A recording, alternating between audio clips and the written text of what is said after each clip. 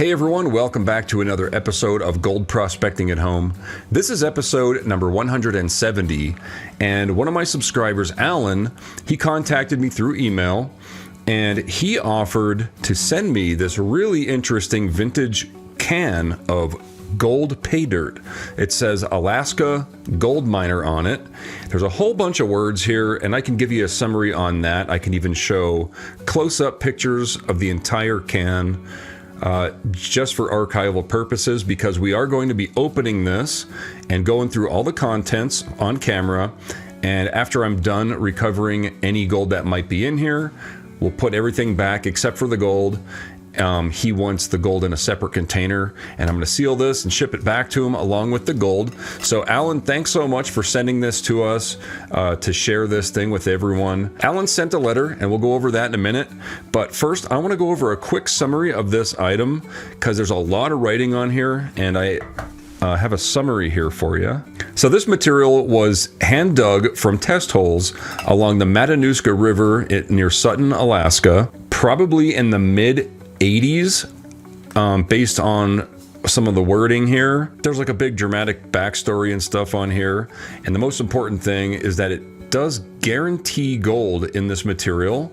However, there's no guaranteed minimum amount of gold. Of course, these things were sold as kind of like a novelty when you would visit like a gold mine or like a gift shop in a gold mining area or something. They're not meant to have a whole bunch of gold in it. They're just meant as a can of Paydirt that you can bring home with you and pan it out when you get there. A lot of people didn't pan them out, and they still have them like this. And if you have an interesting old vintage can of Paydirt or any other interesting vintage Paydirt product and you'd like to see me open it on the show, you can just email me and we can work it out. But here's the note that Alan sent. He said, "Hi Shane, hope all is good for you and your family."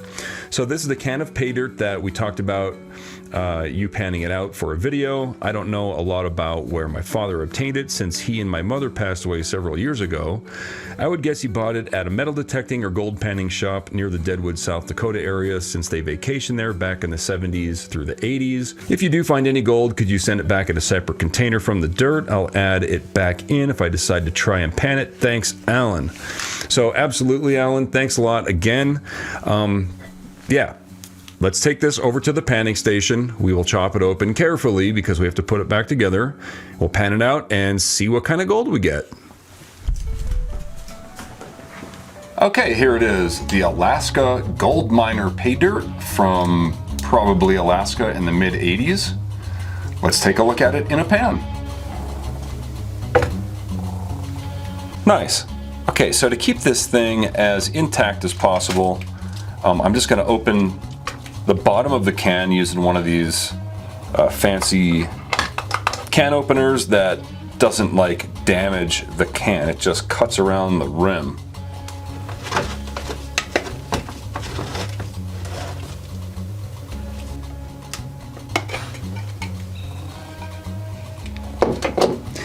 The material appears to still be wet. That is crazy. Here you can see some of it has stuck to the inside of the lid. So when you start out with any wet Paydirt or concentrate, the first thing you want to do is to dry it out, because when you process it, one of the steps is to remove the magnetic material, and you can't, like for example, if I take my magnet and put it in here, it's going to pick up, that magnet's going to pick up not only the black sands and the magnetic material, it's also going to pick up possibly gold because it's wet and it's sticking together. So I have to dry this out first. All right, I was able to clean that off pretty perfectly. The rest of it here I'll just pour into the pan. Yeah, I'm gonna have to rinse that out. All right, so as you can see, we have larger round river gravels. And if we take their word for it, it is the Matanuska River. This kind of looks like a piece of quartz. You can see the white material underneath. I don't want to touch it too much because it is sticking to my fingers and I don't want to lose any gold. So I'll dry it out and we'll continue from there.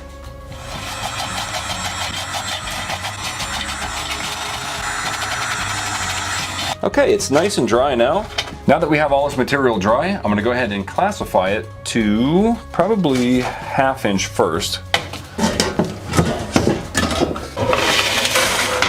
That'll get rid of all the big rocks.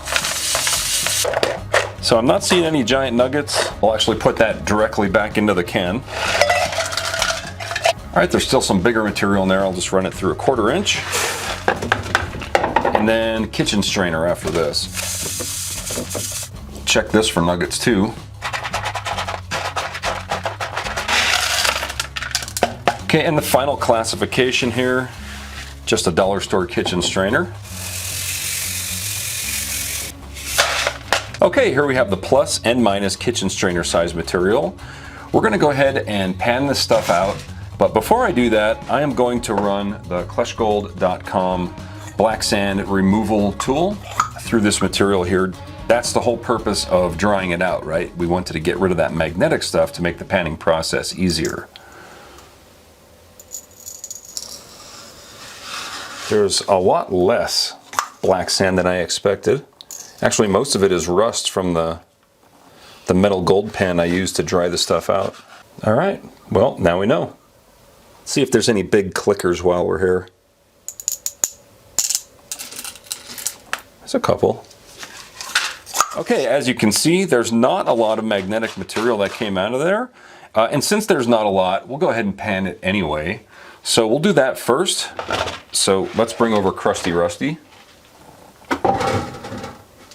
I'll add water and a few drops of surfactant to break the surface tension of the water so any really fine gold can't float away.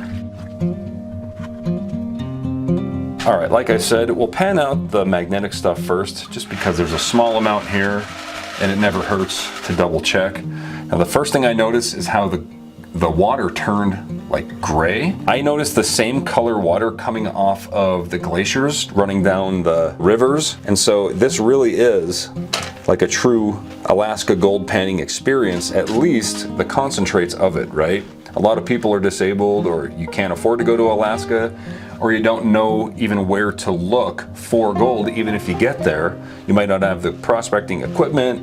There's a million excuses not to go, and some of them are actually very good. So that's why gold pay dirt exists. It's not to get more money than you paid for. It's just to give you an experience that you might not get any other way. Okay, there was no gold in magnetic stuff. You know what, we'll keep that pan, and we'll pan a little bit of this stuff out. That's the plus kitchen strainer.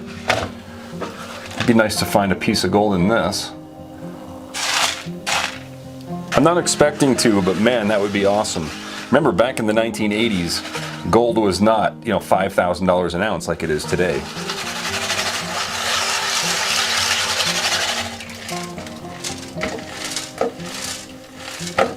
They could get away with throwing bigger chunks of gold into these pay dirt cans back then.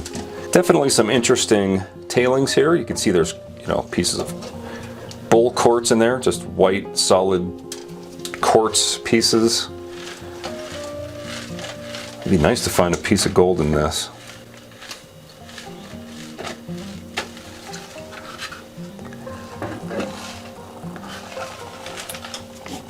All right, nothing in that one. Pan the rest of the plus kitchen strainer. The bigger classifications always pan off the easiest. That's called stratifying. That's making sure that all the gold goes to the very bottom. Then you're just rinsing off the top layer. Re-stratifying. Rinse and repeat until all that's left is hopefully some gold. I think I might see a piece of gold, maybe. Or maybe that's a piece of quartz. I don't think so. Yeah, okay. Any gold we find, it's gonna be the tiny stuff. A little bit of flakes or maybe some flour gold. So we'll pan about that much at first. You can see it's very gray, very powdery, very Alaska. Sometimes I can find little garnets in there. I'll zoom in, maybe you can see, look for little red dots. Yeah, I can see some in there. Let me zoom in. See those little red specks? I think that might be some garnet there.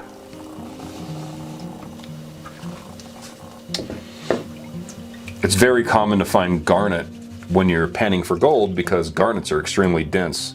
Just like gold, sometimes if you have really garnet infested material, it's actually difficult to separate the gold and the garnets. The black sand is what we remove with the magnet, but apparently there's not a lot of black sand in here, so we don't have to worry about that. The black sand is also very heavy. That's why it's optimal to remove your magnetics. All right, let's see if there's any gold in here. We're guaranteed some gold. There's just no guaranteed minimum amount of gold. Okay, no gold. That's okay. It's pretty easy to pan. I'll do about that much. If anybody's ever prospected in Alaska before, you'll agree that this is exactly, at least in my experience, in the few places that I have prospected in Alaska, it's always like this. Like gray and black material. Just washing off the top layer here. If it's flowing off easily, like freely, that means it's definitely not gold, because gold likes to stay still. Now, even though there's some left in the pan, any gold that was in there is still in there that we didn't see yet.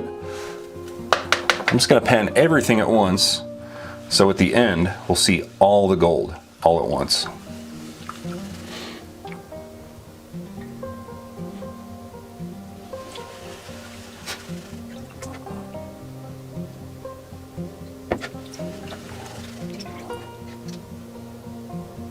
I'm surprised that this isn't magnetic. It is pretty heavy. It's not moving very freely.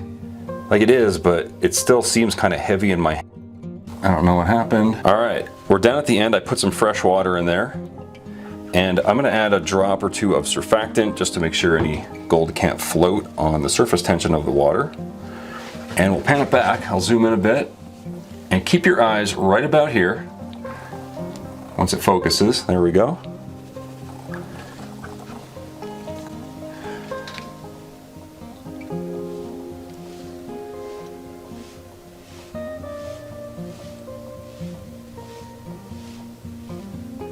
Okay, I see. All right, this is actually pretty messed up. I've done a couple of these videos on these vintage novelty cans of Paydirt. I have never got to a can where there was no gold in it, especially if it said guaranteed gold. And there is gold in this one. I only found 2 pieces of flour gold though. I mean, I can't even see it on camera. Where is it? The amount of gold is so tiny that I'm gonna have to use a toothpick here to show you. Right there is a little piece of flour gold. I can't believe there's such a tiny amount in here. And there's like 1, 2, 3, 4, 5, 6, 7 little pieces of flour gold. Now, this was actually very difficult to recover. This is definitely not beginner friendly. Anybody that just got one of these cans and opened it up at home and tried panning it out, they would not find, I'm pretty sure they wouldn't find these little tiny specks of gold. So, I mean, there's gold, they guaranteed it, but man, there's really not a lot. So Alan, I don't think I'm gonna go to the trouble to separate that little tiny bit of gold out of there in a separate container. I'm just gonna send you a full-on gold nugget as a thank you for sending me this can of vintage 1980s Alaska gold miner Paydirt. I hope you guys enjoyed this Paydirt review video. If you liked it, please hit the thumbs up button. If you want to see more videos from me, I do all sorts of treasure hunting all around the world of all types. And that's all I got for today. Thanks for watching. Thanks again everyone for watching my video. If you're interested in treasure hunting and you'd like to see a couple more videos from me, check out the other one linked here on the screen. I also have a bunch of playlists you can look through. A big thanks to all the names scrolling right there. That's all my Patreon supporters and channel members. And I'll see you guys on the next video.